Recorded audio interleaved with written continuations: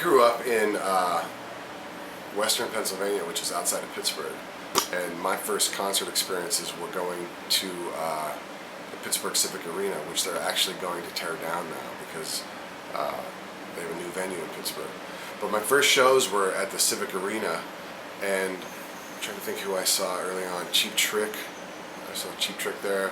I saw Kieth there. I saw Van Halen with the original lineup there back in the day. I saw man, so many bands. Aerosmith. Saw Aerosmith there. So I have a lot of memories of being in Pittsburgh seeing shows. Tickets back then, this was the mid '80s when I was going to see shows. Tickets were $19, $25, and we would actually wait out overnight in line at the places that sold the tickets at the box office there to get tickets for the show. The tickets would go on sale like a month or two before, and there was so much anticipation for me as a music fan. There was so much anticipation. Finding out about the show going on sale, buying the ticket, and then waiting that ungodly amount of time before the show actually came. There was so much anticipation.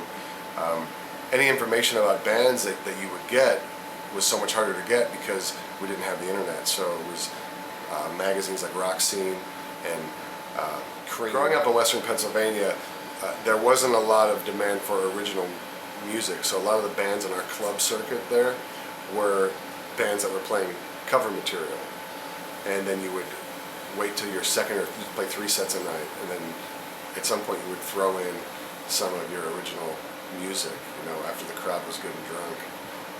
But we would go all the way from eastern Ohio all the way through western Pennsylvania into Pittsburgh. I come from a really small town, so in the late 80s, early 90s, I went from living in Pennsylvania and I moved to Los Angeles, and moving to LA and actually going to the Whiskey for the first time was a big deal for me. Now it's another club on the Strip, but at the time, coming from where I came from, you know, I thought of the Whiskey as this place where the Doors played, and this legendary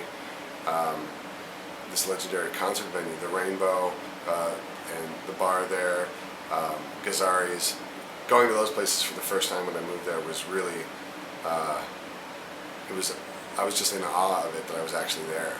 I was just young enough to kind of miss that whole 80s thing. I wasn't a part of the hair bands. I kind of came of age right after that, so I missed that whole Sunset Strip thing that you hear so much about. I hear all the stories from people that I know that were there, but I missed all of that. By the time I got to LA, grunge was in full effect. My favorite bands at the time were Aerosmith, the Rolling Stones, bands that, I don't know, kind of wasn't quite that 80s thing, so that's kind of where my focus was, Zeppelin, stuff like that. And then I really got into the blues in the early 90s, so anything that had anything to do with hair metal, I was headed the other direction. The current state of rock and roll, you know,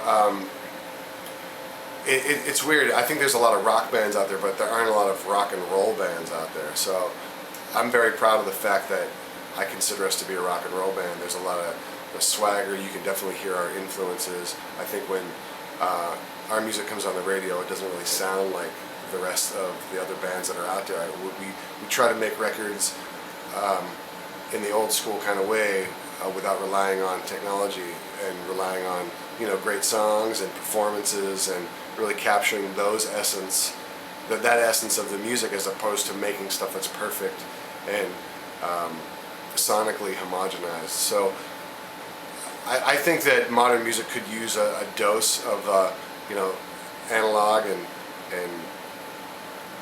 I think kids these days really should do a little bit more of a history lesson on where the music came from, and I think they would understand where they're going, as opposed to some of the more modern stuff that's out there. I don't really like the way it sounds, and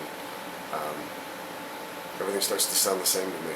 I think that the future of rock and roll is really the live performance, you know.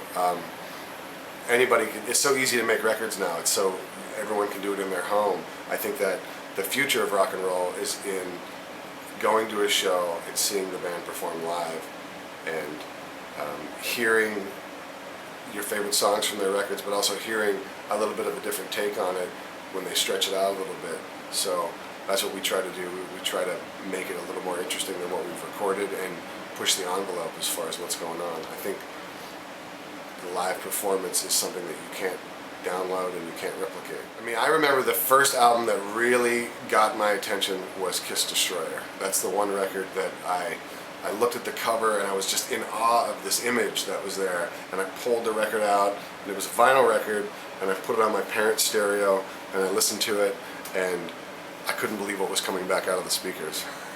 Well, there it is right there on the back of this vintage rock scene magazine. I think I made. What's up? I'm Kieth from Buckcherry. Go to rockscene.com for more interviews, my interview, and a really bitchin' history lesson in rock and roll.